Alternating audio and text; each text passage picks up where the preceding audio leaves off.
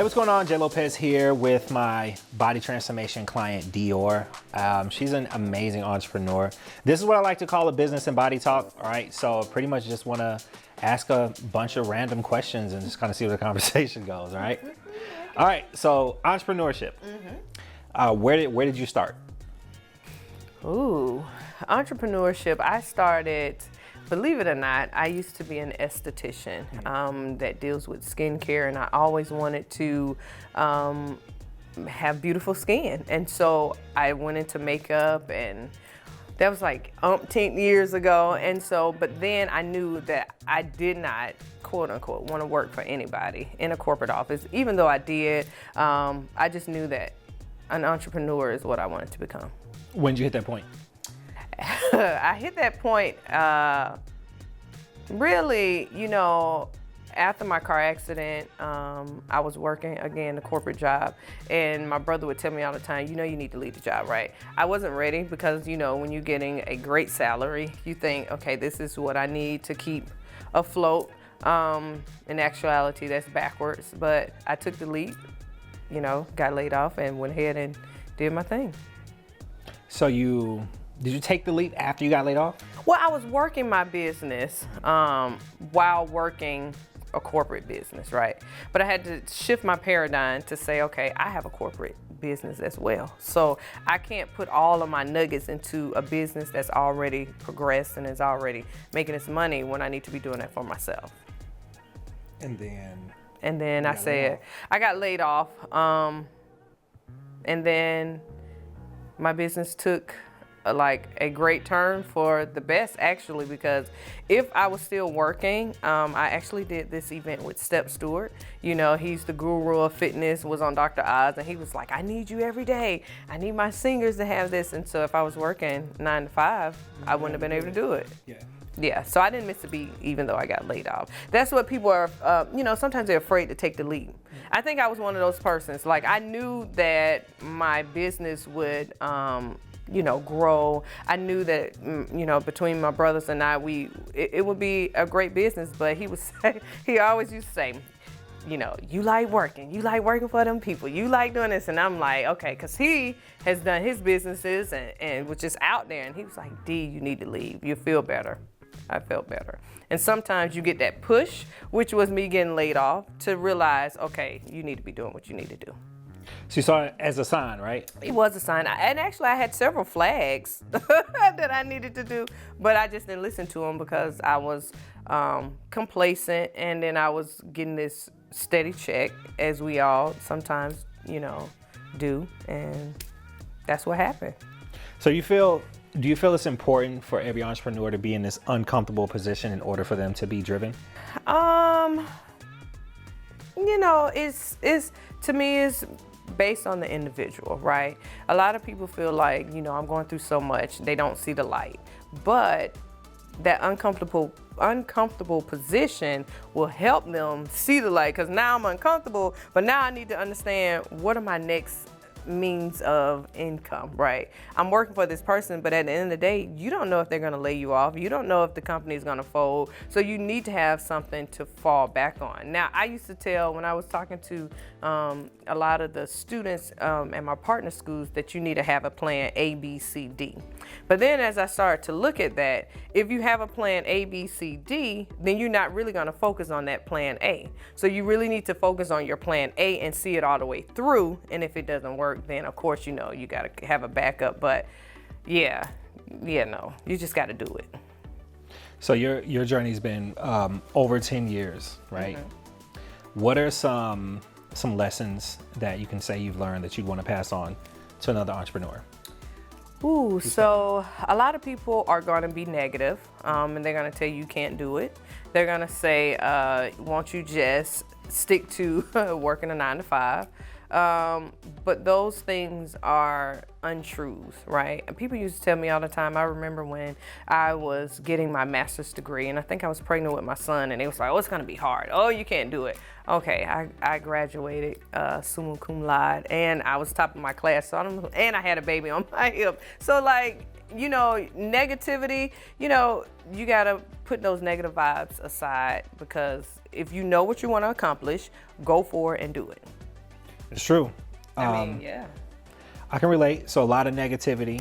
And it's from family a lot of times too, right? Yeah, you'd be so amazed. You think your family gonna have your back, and they don't. Yeah. But it's okay. And I'm not here. Like a lot of people say, oh, you need all the likes on Facebook and Instagram. Well, first of all, my thing is they're lurkers, right? A lot of times people want to see what you're doing and then jump on. Not when they don't see the struggle, they don't see everything that you've done, going through. They just see the end results. And so a lot of times people get discouraged because they want everybody to like what they're doing. Well, everybody's not gonna like what you're doing. And so that's something that you have to know. You're not doing it for likes, you're doing it for a purpose. Like my purpose was to educate our community, or the Black community, about the health and benefits of honey, right? So a lot of times they don't know, and then when you start progressing, then everybody's like, oh wow, this is really interesting, right? Like you are training and getting people in shape. Like that is major, because being overweight, I think you made this statement that you are walking but you're dead. It's something like that you said. Yeah, so there are a lot of entrepreneurs, a lot of people who are just, they're already dead. They're just kind of just waiting until that time to happen, right? And that's what people are doing. And so, you can't worry about what the next man thinks or what the next person thinks. You just got to do it, Yeah, I dealt with the same thing when I quit my job a few times, quit a few jobs. Right. Family always has the slick remarks. You should go get a job, or this place is hiring, but and they'll just sit back. They'll sit back and lurk and just watch, and then as soon as they see you winning, they feel like they have this, front row ticket just because they're a family member or they used to know you. Right. Even close friends too, some of those think, well, I've been there and this, but you wasn't supporting like you should. I remember my brother, we are actually business partners, and so his thing is, I'm not getting another job. He actually had a great job, right? And so everybody say, oh, you need to get a job. You need to do this. He was like, nope. I mean, he stood his ground. And I was like, okay, dude, I admire you for that, because a lot of people were saying, go get a job, go work, go back. And see, when we were brought up to stay on your job, stay on for 25 years, do all of this. But because times have changed, you kind of have to stay above I always say to stay above the power curve, because it's not the same as it was when our parents were working and, staying on the job. It's different. So yeah, I noticed the trend that everybody is starting their own business or being an entrepreneur, but either you're gonna be for real with it and stick to it, or it's not a fly by night. That's the difference, Yeah. I think COVID changed that for a lot of people too. Yeah. It put a lot of people that said they would never do entrepreneurship. It put them in this position where they didn't have a choice. Right. And it's changed things, but yeah, when it comes on to me, entrepreneurship is just like a daily battle of emotions. It is. Because us as entrepreneurs, we get up every day, and no matter what we got going on, we can't stop.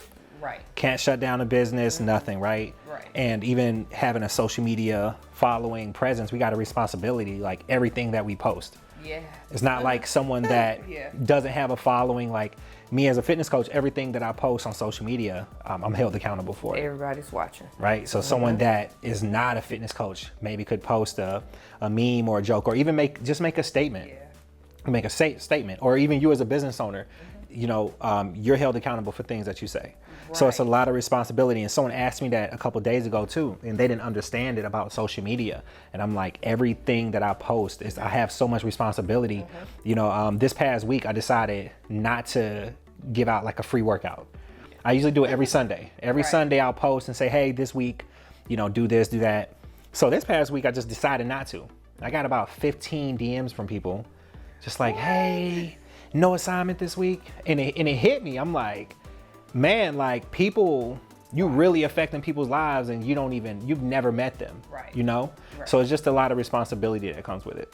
Yeah. And I had to learn that too. I always, my brother used to be like, don't post this and don't post that. And I'm like, dude, he was like, no, remember, you're an entrepreneur. We got this business and people are going to look at it. So now it's just, yeah, I'm very, very mindful of what I post. Yeah, I think, and I used to be the entrepreneur that was like, okay, let me have a page for my personal life, Right. a page for my business life, and They all tie in. they all tie in because even me as a fitness coach, every time I take on a client, they're gonna get to know me anyway. Right. So, and that's the question I get too. Like, you think I should make a business page and separate page? And usually my question is like, okay, what are you posting on your personal page? Right. Are you posting that? Are you living this super extravagant life that you just gotta hide? Right, or, right. You know, so, and that's just my opinion on that. But yeah, there's only so much. So there's a lot of times I might have an opinion about something, but I won't necessarily voice it or post it because at the end of the day, I know that, you know, having a certain amount of followers is just a respect thing too. Right. And you are the brand, so it affects it.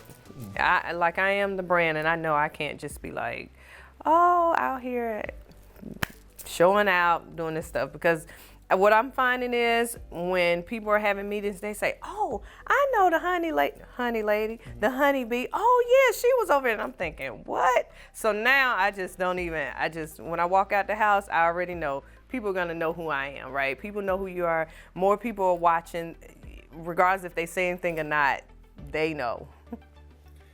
So I got one more question, one more thing I want to speak on. So in your opinion, what is the definition of creating generational wealth? What's your definition of that? Oh my God. So, okay.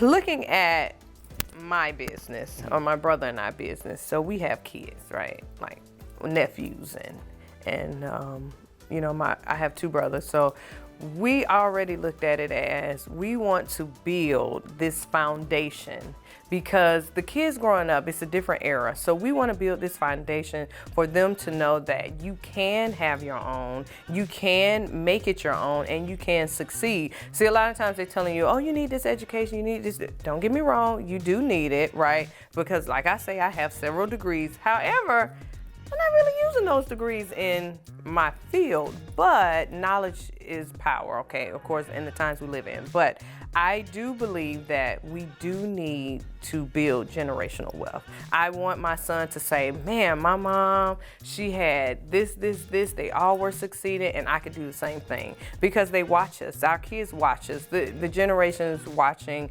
everything that we do. So I do believe, and then this is my thing. When I'm working in these, and I say this just, you know, but when I was working in the corporate office, I looked at the leaders and the CEOs, how they were always talking about generational wealth. My kids are able to do such and such and such. And so I'm thinking, yeah, we could do the same thing. Yeah. You just got to want to do it. Sacrifice to me. Woo, and it is a sacrifice. Yeah, it is. To me, it requires, when you like really sacrifice and put something in place to lead to your kids, to me that's like one of the most unselfish things you can do. Right. And I think that there are a lot of us that want to be entrepreneurs. We think about these businesses, but you know, people would rather just like invest their time in other things that are more comfortable. Right. And I feel like that's already going. I feel like at some point you got to realize, like, okay, like with me, my parents didn't leave me anything. Right. So I made a decision that for the next 20, if it takes the next 20, 30 years, I'm willing to sacrifice and do what I got to do so that, hey, when I leave here, I can really leave my kids something that I own. Yeah. Yeah.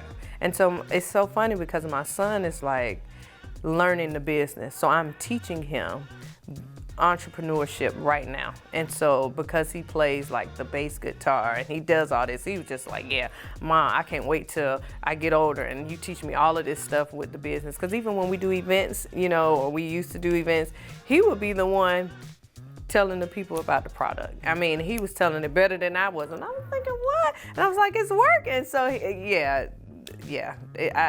I believe in generational wealth. Yeah. All right. Thanks for watching this Business and Body Talk episode. Again, I'm Jay Lopez. This is Dior. All right. Be sure to hit the subscribe button for more.